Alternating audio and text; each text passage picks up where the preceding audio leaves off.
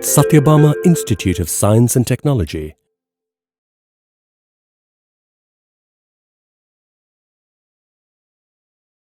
Good morning. I'm Dr. Deepa S., Assistant Professor, College of Physiotherapy, Sathyabama Institute of Science and Technology, deemed to be university. Welcome back to the Principles of Aerobic Exercise, Part 2. The learning objective of today's lecture are testing bases and determinants of exercise programs. Now let us see what are the testing bases. Testing as the base of exercise program, where the testing of a physical fitness of a healthy person and convalescing patient has to be done differently. The level of performance is based on the submaximum or VO2 max or the symptom limited oxygen uptake. The multi-stage testing can provide a direct measurement of VO2 max by analyzing samples of the expired air. Further, testing is usually completed into 4 or 6 stages of treadmill, where the speed and the grading are being changed progressively. Each stage is 3 to 6 minutes long, and ECG is continuously monitored for the patient, and maximum oxygen uptake can be determined when the oxygen utilization is plateaued. Stress testing for convalescing individuals and individuals at risk. Individual undergoing stress testing should have a physical examination at the initial stages, whether he is fit to go, be monitored by ECG and closely observed at rest, during exercise and during the recovery period. Now when you see a convalescing patient is undergoing a stress testing, while the other picture shows an athlete going for a stress testing. Principles of stress testing. Changing the workload by increase the speed or the grade of the treadmill or the resistance on the bicycle ergometer. Further, we can also initially the workload is low in terms of individual's anticipated aerobic threshold, maintaining each workload for 1 minute or longer, terminating the test at the onset of a definable abnormality in an ECG, measuring the individual's maximum oxygen levels, consumption continuously. The purpose. Why do we do this stress testing? First, it helps to establish a diagnosis of overt or a latent heart disease, determines the physical work capacity in kilograms meter per minute or the functional capacity in METs, evaluates responses to exercise training and preventive of programs.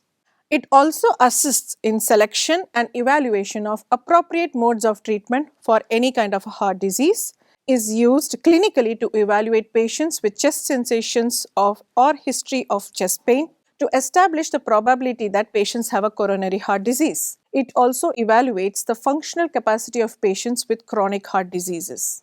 Preparation. How to prepare the patient for a stress testing.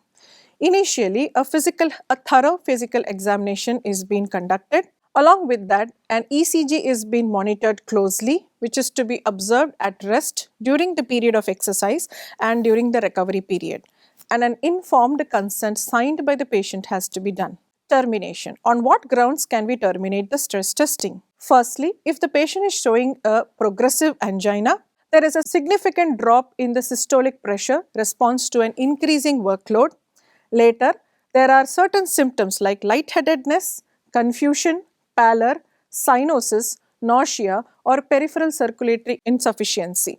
Abnormal ECG responses, including ST segment depression greater than 4 mm, could also be a reason of terminating stress testing. Excessive rise in blood pressure, or the patient wishes to drop down the stress testing. Precautions. Firstly, we need to monitor the pulse, which has to be where there is no abnormal increase in the heart rate. Blood pressure increases with exercises approximately by 7 to 10 mm of Hg per met of physical activity. The systolic pressure should not exceed 220 to 240 mm of Hg. Diastolic pressure should not exceed 120 mm of Hg. And rate and depth of respiration always increases with exercises. The increase in the blood flow while exercising regulates the core temperature, results in the changes of the skin of the cheeks, nose and ear lobes. They become pink and moist.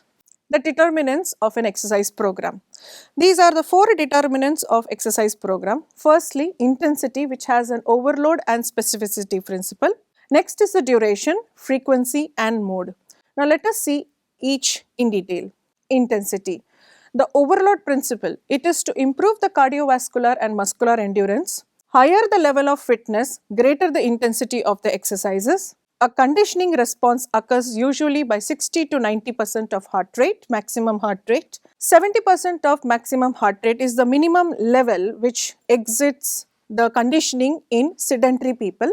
For elderly people, mostly 40 to 50% of VO2 max are enough to elicit a conditioning response.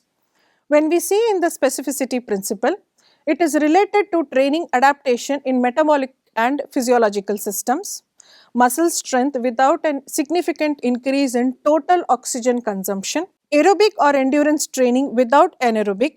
Anaerobic has to be done without an aerobic training. Duration. The optimal duration of exercise for cardiovascular conditioning is depend upon the total work being performed by the exercise intensity, frequency and the fitness level.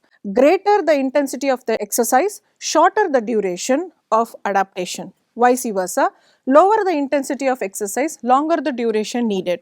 To an approximate of 20 to 30 minutes of session which attains 60 to 70% of maximum heart rate. When the intensity is below the heart rate threshold, a 45 minutes of continuous exercise period can provide an overload. With high intensity exercise, 10 to 15 minutes of continuous exercise can provide an adequate. That means 5-minute daily periods are effective in some deconditioned patients. Frequency.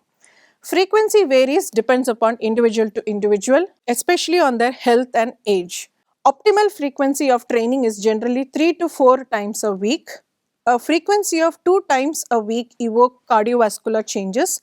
For older individuals and patients who are having heart disease, they may benefit from a program of this kind of a frequency. Mode.